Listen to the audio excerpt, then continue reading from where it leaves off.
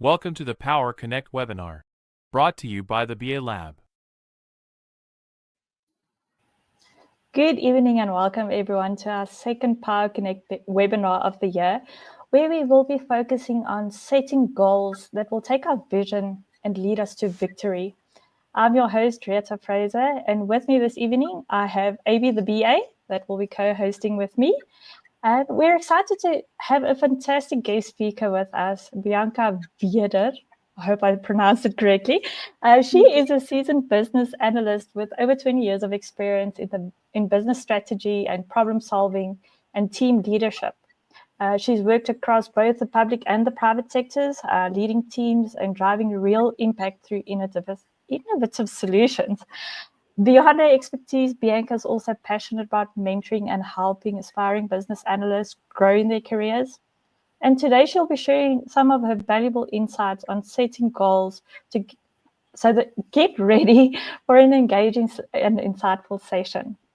Bianca, thank you so much for joining us and welcome. Thank you. It's great to be here. Thank you. We just talked about all the years of experience that you have. From your experience, why don't you kick us off and tell us how many professionals struggle with goal setting? Yeah, look, I think quite a lot of professionals do struggle with it, and especially in the beginning of their careers, because they don't yet have the experience on how to set goals that are, achievable and measurable. And often as such, and especially so in the business and analyst world, there's a lot of most of the goals that are set are from your client. So often the goals that come from them is very simple, very high level. It is then you as the business analyst and other professionals in the sort of same arena to then set those goals so that they actually finally come to fruition and realize. And I think there's a lot of professionals, I think, make many mistakes in actually doing that. I mean, I started my career many years ago, as you know, as you introduced me. But I made many mistakes along the way, and as I went along, I actually learned from my mistakes, and I learned how every time to set better goals and become more organized with actually achieving all of my goals. So, and I think that sometimes is the problem. It's sometimes just that inexperience and also not always understanding what the actual, how can I put it, what the actual requirement is from a client that you need to set the goals with. And sometimes they can be too vague. Sometimes they're not realistic, and that then puts you in a difficult situation to achieve goals as well as a professional for your client when having to finally achieve your goal. And it can be quite difficult, and obviously also working with the client, those goals, setting those goals, like I said, if they're too vague and not realistic enough, it also hinders you as well. So, yeah. I also think that on that, Bianca, there's a traditional way of setting goals, which is a bit rigid. And I'm talking about, the waterfall methodology, where, you set plans up front, you set goals up front, and there isn't much that you really do to plan for things that might happen along the way that might, influence you to change, chop and change the plan and cater it for the situation that you are in. And that can really, compromise projects. And at the ultimate end, it might see that you are not able to achieve those goals. So I think in that sense, it's very important to look at how do you adapt from just setting goals, but not just setting goals, but looking at how can you enhance your goals in such a way that you give yourself room for change, to wiggle around if the situations that arise, you are able to say, okay, this is what I can do without actually deviating from that, from the goal that you want to achieve at the end.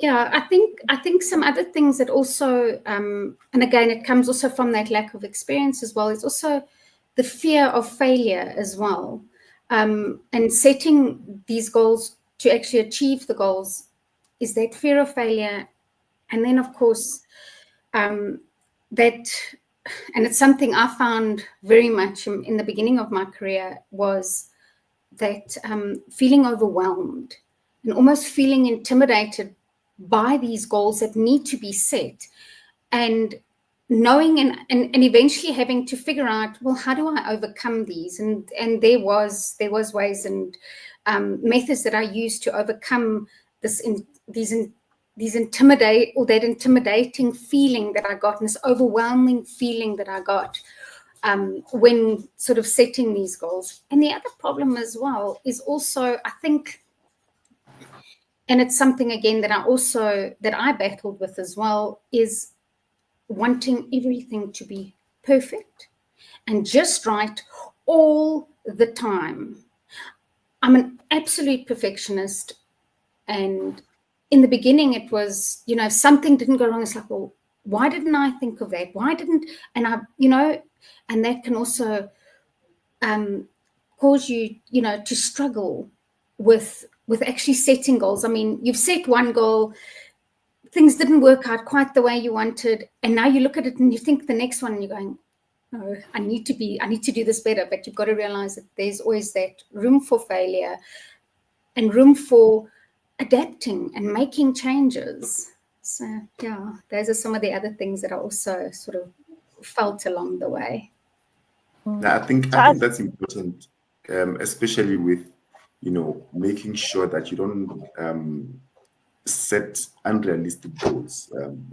As you put it, it can be overwhelming sometimes. And I think part of the reason why it can be overwhelming is if you set goals that are, too ambitious, and that puts you under pressure to do certain things, and at the end, it just puts you off completely because you're not able to break it down in ways that you can achieve them bit by bit.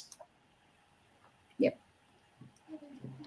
So also something that I just want to mention is, I think, Bianca, you mentioned it, and then Avi, you mentioned that. And that was first that it needs to be adaptable. But then, Bianca, you also said that it's the goals that's set by the client. So basically, whatever your client's needs are, because you work on them day to day, they kind of become your goals, even though they might not align with what you really want to do with your career. Your client maybe wants you to work on a specific technology or anything like that. And then because you spend so much time on that kind of becomes your dreams and your goals. And when it doesn't align with what you really want, if you want to be, say, for instance, more as a data analyst than just a pure business analyst, but all the projects that you get are something different, you're also going to struggle to set your goals and stick to them because it's not yours. When you set your goals, I think they have to be true to yourself. And you have to find a way that even though your work doesn't allow it, you still need to make time that you can work on your personal goals for your career as well. Yeah, so I mean, I've actually been in that sort of situation, and yes, it did hinder the way that that I did set goals, and the way that I sort of performed within that, within the goals that I did try and set for myself, and I wasn't going to achieve them because obviously the client that I was in didn't allow me to achieve that. And that was difficult. And again, what I did for that was, again, it became a matter of, well, how am I going to achieve my goals within, say, for example, the client that I'm in, to achieve the goal of where I want to be in my career. And I set different goals then, so that I could see how, firstly, in this client, how could I achieve what I want to do? And through that actually, so it's again, deciding what sort of goals you want to do. And again, making them achievable, even though you know what your end goal needs to be. And just understanding, where you start and what you want the end point to be. And then working through each task, breaking that down and seeing as you, and again, it's also, and I think we might talk about this later as well, but again, it is an iterative approach where you keep reevaluating that goal, and you know that goal, because it isn't your end goal, but now you've set other goals to get there, you might need to reevaluate each one of those goals yet again, over and over, until you finally get to the eventual goal. And I actually, almost the situation that you're talking about now, I actually had in my career not so long ago. And in fact, I actually finally achieved the end goal that I wanted. And I'm back here again. So, yeah. I think you touched on something very important there, which is setting priorities, knowing where to spend your time, prioritizing, your goals over certain things, and making sure that you actually start, implementing your goals. I think that is very important, because it's very easy to, let things overlap and then take away, the goals that you've set, because it's not like your goals come and you don't have your whole life planned. You plan your goals, but life also happens. But you have to set priorities and kind of in point form, what is important. If this happens, what do you put first? And I think that is very important. And I think in that sense as well, we need to have a way of putting our goals. It's one thing to have a goal that at the end of the year I want to be a business analyst, but what sub goals do I have to get there? What is the plan? If it's a year plan, what am I doing each month to get to that end goal? And in that month, that monthly goal that I have, what am I doing each week, to get to that monthly goal? And each day, what are the tasks that I assign myself in order to reach my goal, my weekly goal? And I think that is important, to be able to not just prioritize, but break down your goal into achievable tasks. While each day you can see your progress getting to the point where you want to get. And I think that's where most of us miss it, because when you start something, you have so much energy, so much hype around it, but it all dies down because at some point it becomes overwhelming. But when there's when there's a daily task that is broken down into smaller pieces, that is consumable, you can chew away at it one day at a time. I think that helps get to really where you want to be, and then the goals that you really want to achieve. No, it definitely does. And the thing is, as well, like you also mentioned, life happens. So I went, so the way that, my company works, I was managing an entire team, and then I moved off the project because the project came to an end. And then it was, well, now where do we, where would my company need to put me next? And I then went on to literally just being a BA again. And that was quite, and I thought, well, goodness, I actually did achieve my goal, but now I've almost feel like I've got to re-achieve it because now I'm on a new client and I've got to build that relation. And it was a very different type of client that I was working with. So, and it was quite, even that was sort of overwhelming to me because everything I knew was gone. And now I have to start all over again. So this takes it from a totally different perspective as well. And now to set my goal all over again in a way. And it was just doing that, and through even a lot of the times through a lot of patience and a lot of understanding how I needed to adjust to my situation.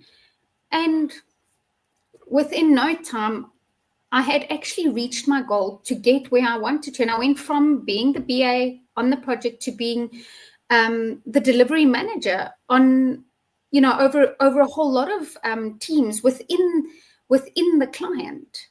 And that wasn't just the team that was with the company that I consult for. It was teams from a whole lot of other vendors as well.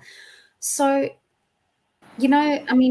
it was a matter of trying to see how am I going to reach that all over again. And like I said, it initially didn't feel good, but I knew. And again, I look for the positive in things always. And I thought, well, guess what? This is a new challenge, a new client, a new way of looking at things. This was a new challenge. And I took that as the positive thing, and all that negative feeling just went. And I focused. And that was the thing, to focus and make sure that I do everything that I can and set out the tasks that I need to do to ensure that I get to where I would like to be again. So yeah, and I achieved that. So I have a question, Bianca, on that. So you said that you kind of had to create a new goal. Do you think that is it because that you had a longer term goal for something that you wanted to be or wanted to achieve, and then because of change happens, that maybe your outlook was too far in the future, and if you made your outlook a little bit shorter and you were able to adjust better, would that still had the same impact on the feeling that you kind of took a step back, because I don't think it was a step back. I always say it's never a step back, it's just rerouting. No. It's just a GPS rerouting you. No, it was a rerouting, but it's still that feeling of it felt like a step back. I mean, I understood the reason why, because it was a fairly new client and we had to go in there, we had to get started, and build our relationship within that client. And it was, starting on a foot that I wasn't used to. I was used to a much more or a position with a lot more responsibilities. And now I had to, again, set that goal and try and achieve that goal. And I must admit, if I look at when I set my original goal and I achieved it on my first client, let's put it that way, that took quite a number of years. But also, again, having the experience that I had on that also helped me to achieve my goal. It took me a few months compared to, a number of years. Yes. And again, it also came with experience and knowing how to fulfill the tasks that I needed to in order to fulfill that goal and achieve it. I see Zilondile's commented here. Hi, Z. She says that I like the agile approach of changing the actionable goals to get to the end goal based on the circumstances as you go. And I think that's something we touched on there. I think that it's a very important factor, how to break down those goals to get to your desired goal at the end. Yeah. And Ivy, you mentioned something just now as well. When you have the goals, you have to measure them.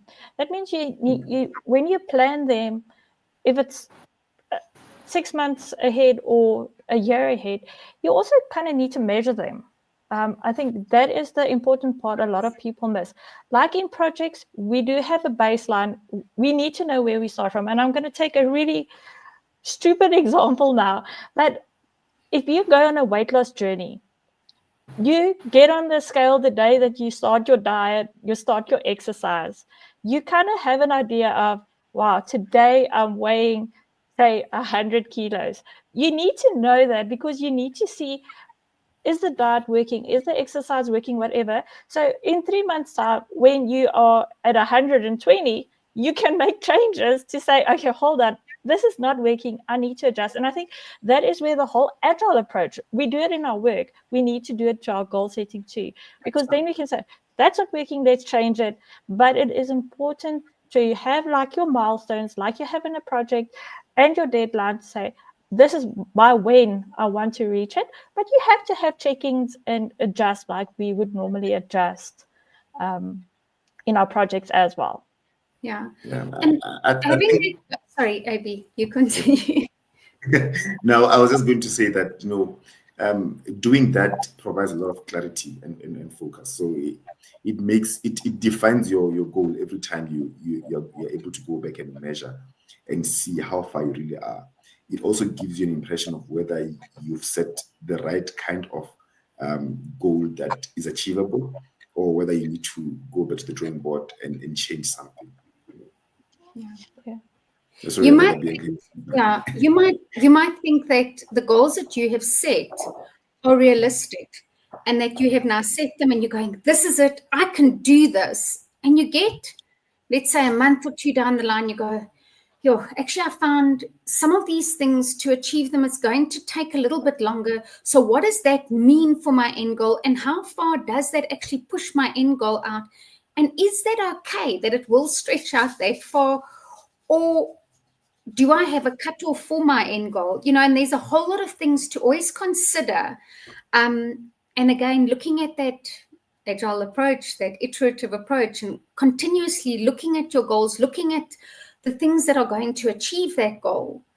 Are they working? And sometimes just to change them. And sometimes when you're looking at these goals, you're looking at the tasks, say, that you've set out to do these goals, and they're just not working, and they're taking a lot longer than you thought.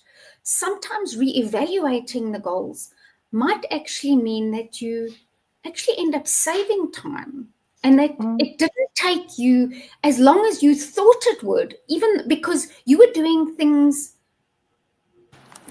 in a manner that would make it take longer. But when you reevaluate, and because you're almost halfway through, or you are further into trying to achieve your goals, you see things from a very different perspective, and you go, hang on, if I do this same task in a different way, I could actually achieve this a lot quicker. And it's not about shortcuts, because shortcuts are never a good idea, because you'll never achieve your goal properly. I mean, that's just, it's not about that. It is about finding a better solution sometimes to that, to the challenges that might arise with you trying to achieve your goal. No, definitely. Yeah. Sure. So no, I was just thinking when you say how realistic your goals are, it was about a week or two ago where I heard this story about a guy that, also again back to my weights and gym and all of that, this guy, like, his New Year's resolution is he wants to have this, buff body, and starting from today, he has never exercised, but starting from this week today, he is going to go to the gym every day. He's going to gym for 2 hours in the morning, 2 hours in the afternoon. That is not realistic. Because firstly, you're going to get yourself burnt out within the first week or two. You're going to start disliking it. You're going to start not wanting to do it because it's not fun.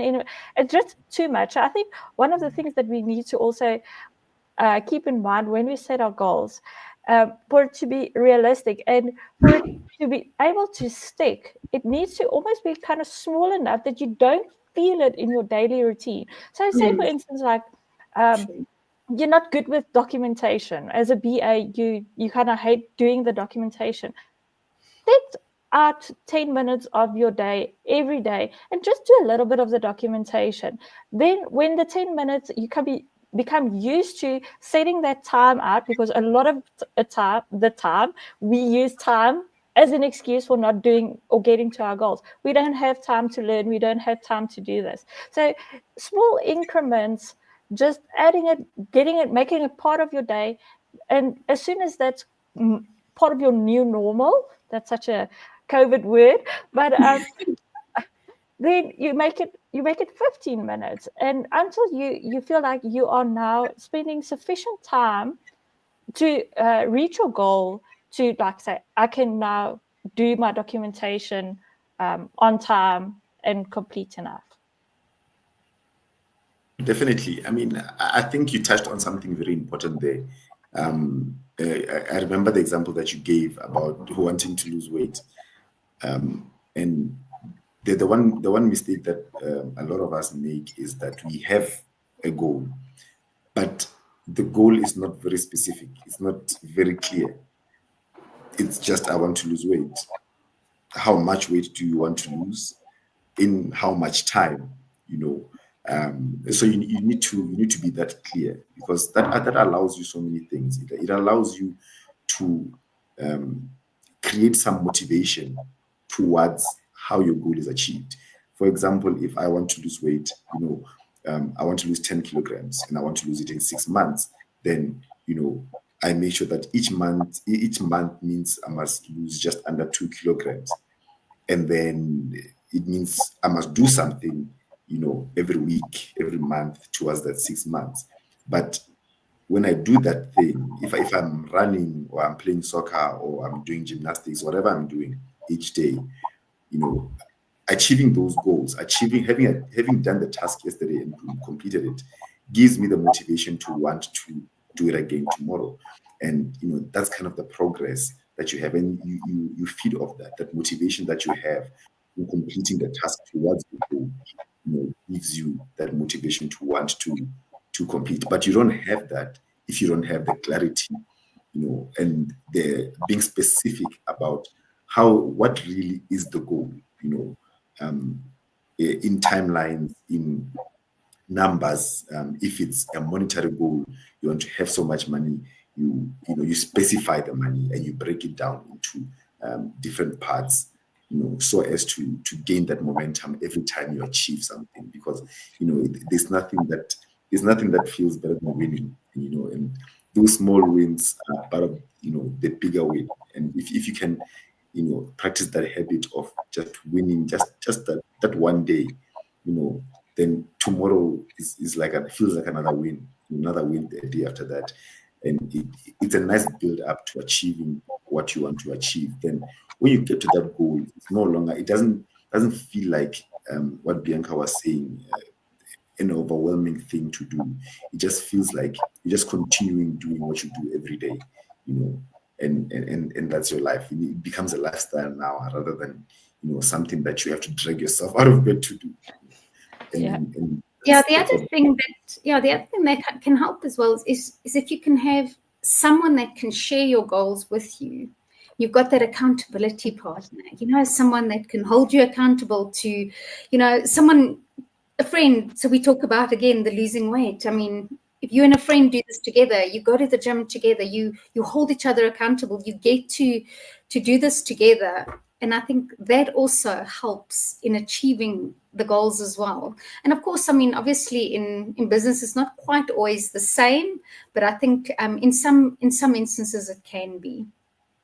I think you can still have that accountability buddy. So I know that the developers always have your PR, where they check each other's code.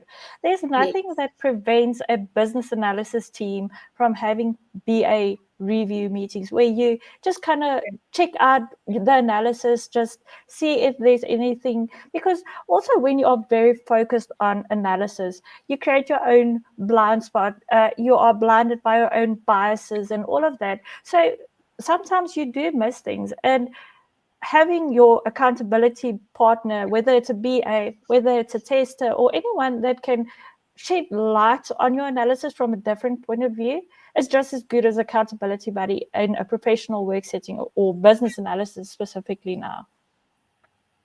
I think it's important to have that accountability. I think that is very important, because having somebody to hold you accountable, puts you in a space where you know when you're not doing enough, or you know when you're doing a bit too much that you might burn out, or you're not going at a rate that you should be going in, and it helps you build be self-sufficient, and be efficient as well. But then also to carry that efficiency in a consistent way. And I think it helps to have somebody to have an objective view of what you're doing, who will hold you accountable to what you do. I think the point that you raised there is very important. It also helps with the decision making. It improves how well you make your decisions, because when the only view you have is of yourself, everything you do is right.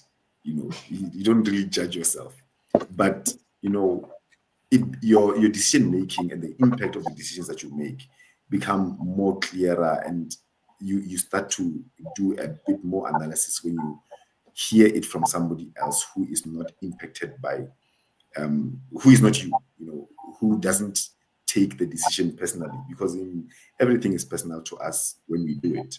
That's why it's difficult to to evaluate your own self. But when you have somebody who checks and tells you, oh no, this might have not been the best decision because of 1, 2, 3, that guidance helps you to account and better understand the impact of your decisions. I think that could really improve on the decisions that you make.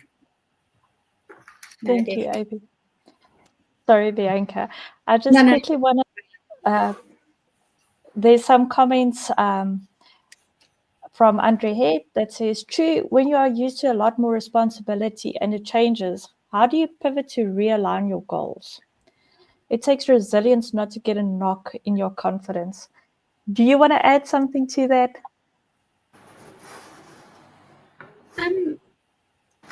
Yeah, so I mean, yeah, how can I put this?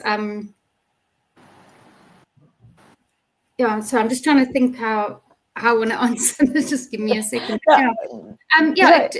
Look, there is a lot. I mean, like I said, with the change that I had to make, there was things that it does take a knock to your confidence, absolutely. But again, I've always been the type to look for the positive in things, and in doing that, it actually sort of brings me to a level where I can build my confidence again based on the positive of my situation, and where things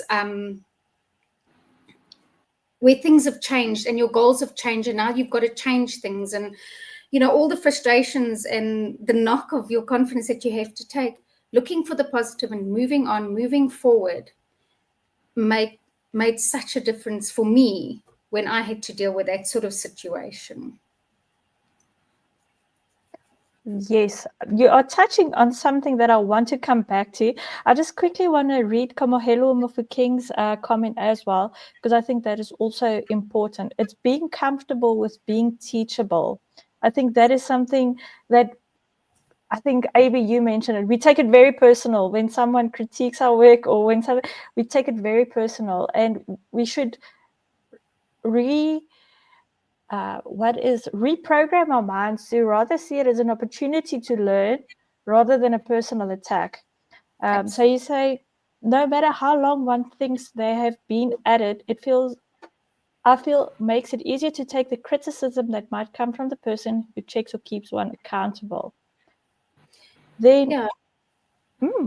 Sorry, just to add to that, I mean, the way that I look at at these things. I mean, I had, just as an example, I had a very junior business analyst come to me and ask me if I could mentor them. And I said to them, absolutely, I can, but you will also be mentoring me. And they looked at me and they thought, but how am I going to mentor you? And I said, look, it's very, very simple. You think differently. You have a different outlook on the way that you see things. So, in fact, you could teach me and you could mentor me in seeing things from a very different perspective. The way I see things is really just me. But I've always been open to learning how others think and how others see things, because that way, again, you get the best result as well out of the goals that you set.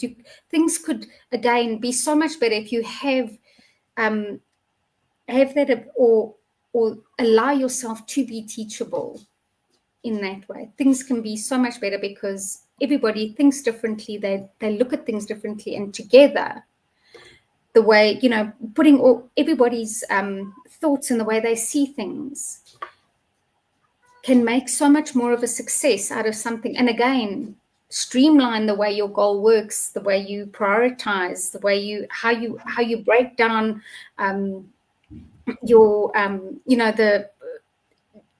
goal into smaller steps. And someone could come up with a much better idea of the way that you've broken it down and go, actually, hang on, this could be so much achieved in such a better way because of someone else's way of thinking. So I think that's also very important.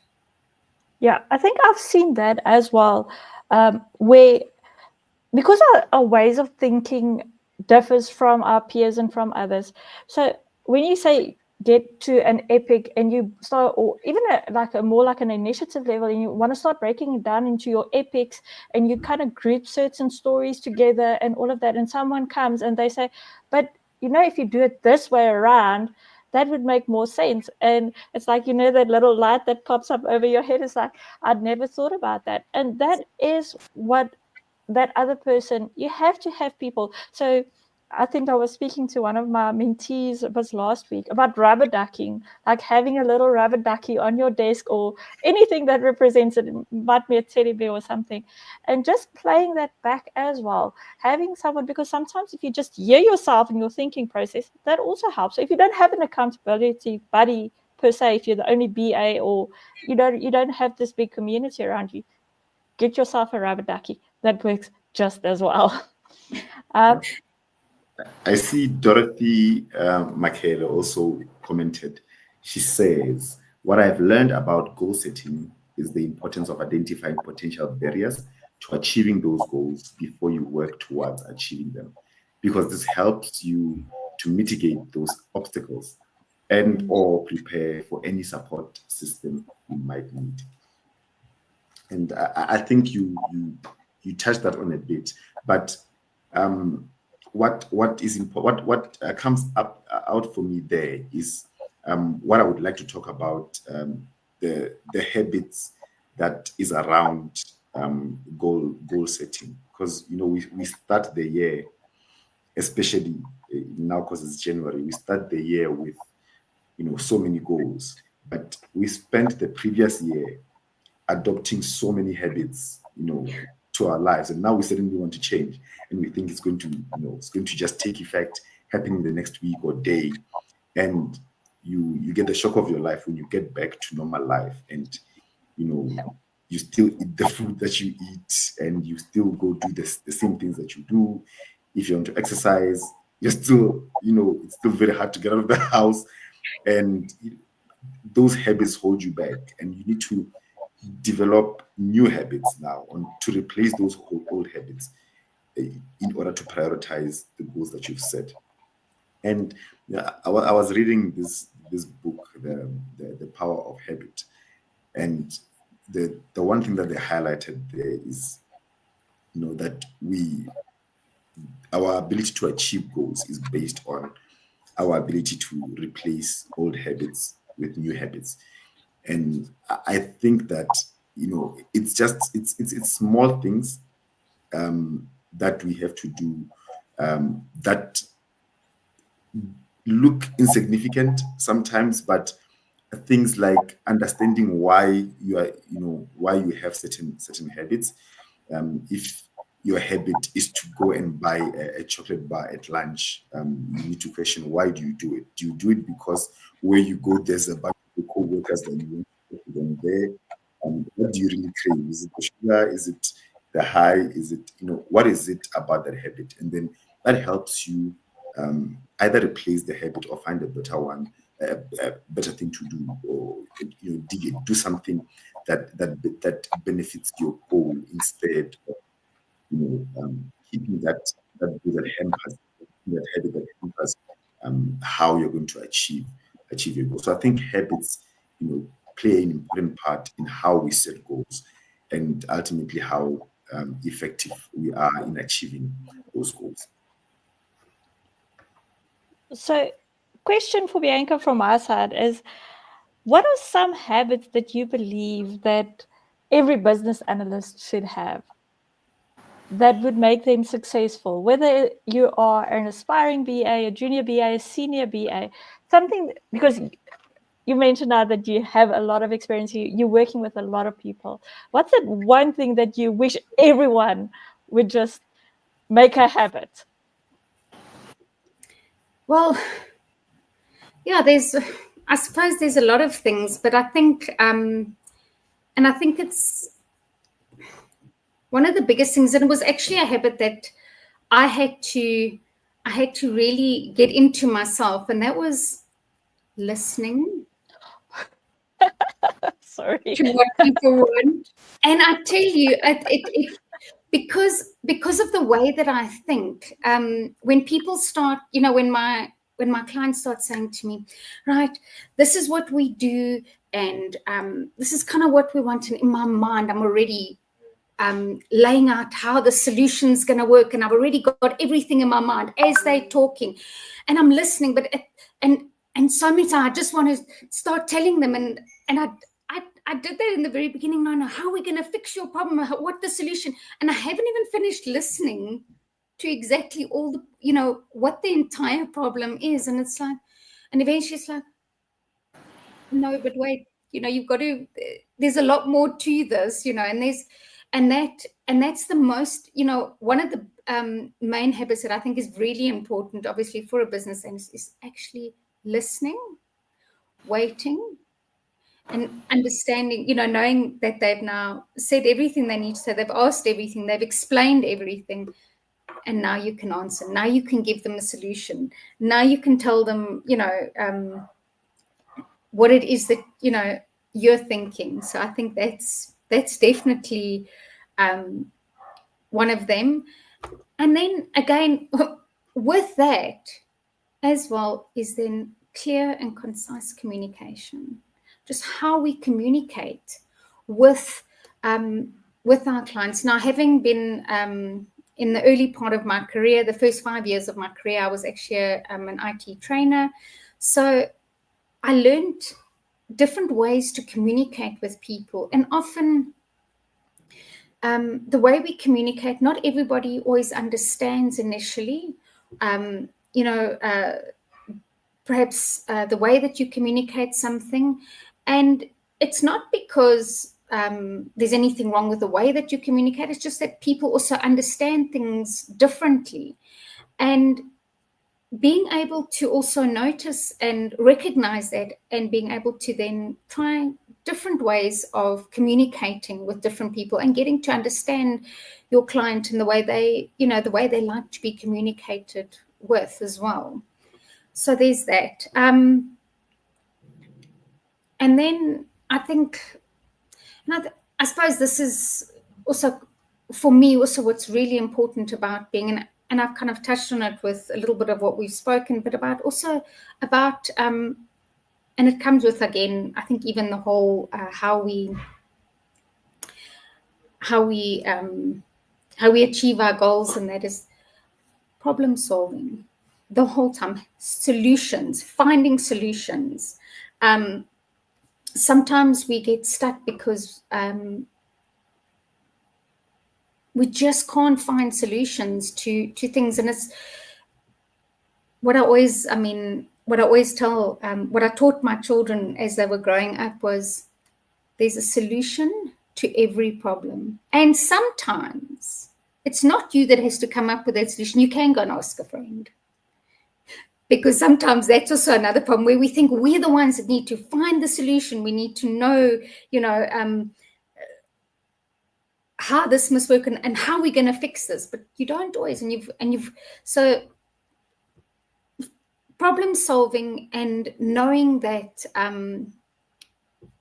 the people around you are also there to help you solve those problems. You can't solve everything yourself. So that's just another thing. Another really good habit, which I didn't do in the beginning of my career. And someone always said, keep notes, make notes. Of when people ask you to do something, or look, obviously when you're taking requirements, that's a very different story, but there's often when you've got to do things, get to things in your day-to-day working, someone says, oh, can I have a meeting with you? Yes, obviously then you may set up a meeting, but it might just be, can I have a quick 5-minute chat with you? And I go, okay, look, I can't chat now, and you make note of it so that you don't forget. And making notes and record keeping, just knowing that I've done this, and it's almost like a checklist. And that, because sometimes as a business analyst, there's so much that you have to do, so much that you need to get done, that next thing you know, you're forgetting to do certain things because it's just so busy and so many things. And that's, to me, that was a really good habit that I actually got into. I mean, I've got notebooks and notebooks and notebooks of things. And what it's actually done for me is just that specific habit. I also date at the beginning of each day. I put the date at at the start of where my notes start for the day. And what it's done for me as well, I've been able to go back and because in about November last year, I remember something to do with something that someone's asking me, and I go back and I go, hang on, here's where I made note of this. And you've got that as well. So it's, like I said, it's almost like a record keeping as well, in a sense. And again, just another thing is always continuous learning, researching, finding out different ways that that you could do your daily tasks as a business analyst better. I mean, there's different methodologies of doing business analysis. I mean, or even just how projects run, things like that. Just learning the whole time. The other thing, I guess, is also as well time management. I think that's a habit that a lot of us find very difficult. I mean, it's not always easy trying to manage your time.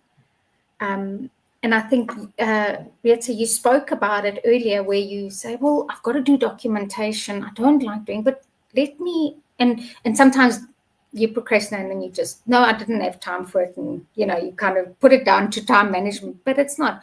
Blocking off time to do certain things helps you get things done as well.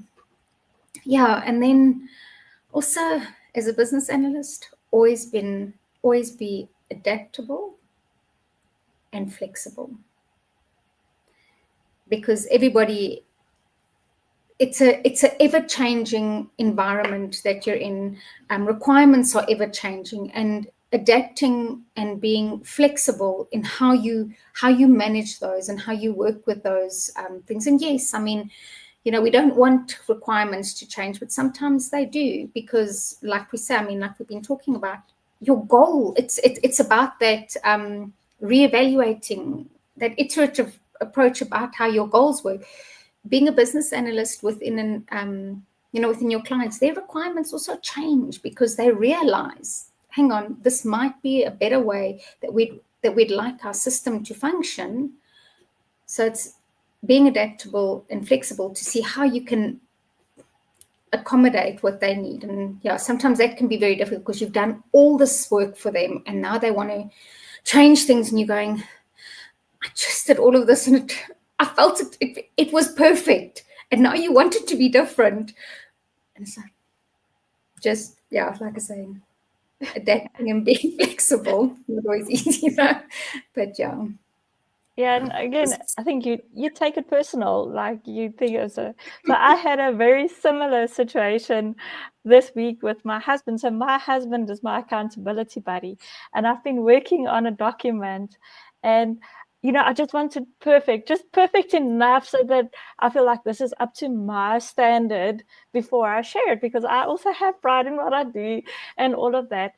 But at the same time, I know the moment I share it with him, he's going to come back with comments that's going to like, okay, but I worked so hard at this. Now what is wrong with it? So I think you also need to get into a habit of being more open in sharing your documentation and all of that from a very early point in time. Don't write the whole thing. Like, get constant feedback on your documentation, because it's very easy. You can spend 3 hours doing this very nice diagram or document, and that's absolutely not what makes sense or what your stakeholders want or anything. They want something lightweight, and you doing this detailed thing that is not necessary. So I think, like, if I can throw that in there, get feedback sooner rather than later. Don't go for perfection. Yeah, and we all do tend to do that, unfortunately, sometimes. But we've got to, again, it's always about taking that step back and reevaluating what you're doing. Is this what they're looking for? And also, yes, breaking it down into that smaller chunk, so that, and getting someone to look at it and go, actually, I think they were actually looking for this. And you go, sure, well, at least I didn't do too much. And you don't take it as personally anymore. Yeah. And the other thing as well is, and this to me is also so important, and it speaks to a lot of what we've been speaking about now, and to your point here as well, is collaboration and teamwork. You can't be a business analyst without it. You need your team, and you need the opinions of those around you. And again, it comes to what I spoke about earlier. Everybody thinks differently, and the more collaboration you have, you have this idea and you think, right, this is how I think it should be done. But you take it to a team, and you together, they say, oh, but hang on, your idea is good, but what about if we do this? And you go, actually, you know what, that would be great. And then someone else comes in somewhere, and you end up with a totally different idea, but it is so much better than the one that you originally came with. And you would never have had that if you didn't have that teamwork and that collaboration. So yeah, that's also quite something. And I actually enjoy the teamwork and the collaboration, because I like to get to the best idea possible. I mean, I think, just something, another way that I look at that as well is, so as a business analyst, I mean, if you look at sort of almost the software development life cycle, you, as a business analyst, you write the spec, you've got this, and then your devs get hold of it. And your devs look, and then they come back to you and they say to you, no, you know what, we can't do it this way. What about this? What about? And they change things up. And you go, actually, you know what, as long as it still fits within sort of the business requirement, you're going, actually, you know what, let's rather do it that way. Then your testers get hold of it. And then next thing you know, they're changing a whole lot of things. And you're going, actually, and as long as it's now still internal testing, you've still got that ability. And because they think differently and they see things very differently, they then make a whole change to everything. And next thing, by the end of this solution, and you now hand this to the client, and they've got this, and you put it out there in the wild, in other words, out there in production, and you've got such an amazing solution compared to the one that you as a business analyst originally thought this was going to be it, and you were so sure of this is exactly how it's going to work, and it's going to be brilliant, yet you come up with something that's just so much better. And that all came from collaboration, teamwork, and understanding that everybody thinks differently, and making and allowing that that final solution to evolve into the best solution possible. And I see the South African Dancing Voice also commented here saying, Definitely, achievability of goals requires good habits. Mine is simply writing down the goals and setting timelines to make the progress measurable. Just the habit writing them down allows me to constantly revisit and measure my progress. I think that's a very powerful thing there. I mean, those are all the points that we've been talking about. Being able to measure your progress, being able to write down, like Bianca said. I mean, those are the qualities of, it was one of the habits that you really need to have as a BA, and setting realistic goals, breaking them down in such a way that they're achievable. I see Z also sent us a message, a comment here. Zilondile says, I'm such an advocate of asking a friend or someone in your network that might know a quicker solution, and people are always willing to help. Yeah. That's true. People are much more willing to share knowledge than what you are led to believe, or that you want to believe yourself. Because just the fact because you are too shy or too scared to ask doesn't mean other people don't want to share. It was a very few times in my life, in my career spanning also 15 years now, where I went to someone for information and they weren't willing to share it. So I think it's also a thing you have to ask for it. You do. See, we also have a comment from Kamohelo Mufukeni. He says, this actually builds your skills and knowledge as a BA, having the mindset of a dev, the mindset of the client and yours as well. Yeah. That's spoken like somebody who's a true business analyst. Absolutely. Yeah. Okay, so I'm just going to make a small announcement. Well, I don't think it's very small, a big announcement. And I'm very excited. We're announcing that we have Quantum Leap, which is a 12-week group mentorship program that will be kicking off on the 22nd of February. This program is designed to specifically target aspiring and junior business analysts looking to build real-world skills and confidence. Here's what you can look forward to: hands-on learning, that is working on practical use case that will mirror real-world challenges, skills development, that is mastering essential BA techniques like stakeholder engagement, process mapping, and writing clear requirements. We also have portfolio-ready deliverables, creating artifacts like stakeholder maps, process flows, and user stories to showcase in job interviews. Then we have personalized feedback, that is gaining insights and guidance from an experienced mentor. And then we have career growth support, exploring career paths, certifications, and strategies to accelerate your journey as a business analyst. So keep your eye on our socials and all our pages, and then you will see when our courses will be available for you to register. thank you so much, AB. Thank you, Bianca. Thank you so much for making time to join us. This was a very, very insightful discussion. I hope everyone that attended also found some value in this. Feel free to drop your comments if you still have anything or any questions for Bianca or either myself or AB. And then until next time, 2 weeks time, same place, same time, we will discuss another topic. Good night. Before you go, I think I want to announce a special competition that we are running. That is that one lucky winner will receive a free access to our business investment program. So make sure to keep your eyes on those socials, and you might be one of the lucky contestants. Oh, that is so exciting, AB. Thank you for that. So on that high note, I greet you farewell for the evening. Have a good evening. Cheers, everyone. Thank Cheers, you. everyone. Bye. Stay connected with us and keep the conversation going. Follow us on social media for the latest updates, news, and more opportunities to connect. Or visit our website at www.thebalab.com To explore more resources, register as a member, and engage with like-minded individuals in our growing community. Thank you for joining us for the Power Connect webinar. We hope you found this session insightful. Until next time, keep powering your connections, and thank you for being part of our community.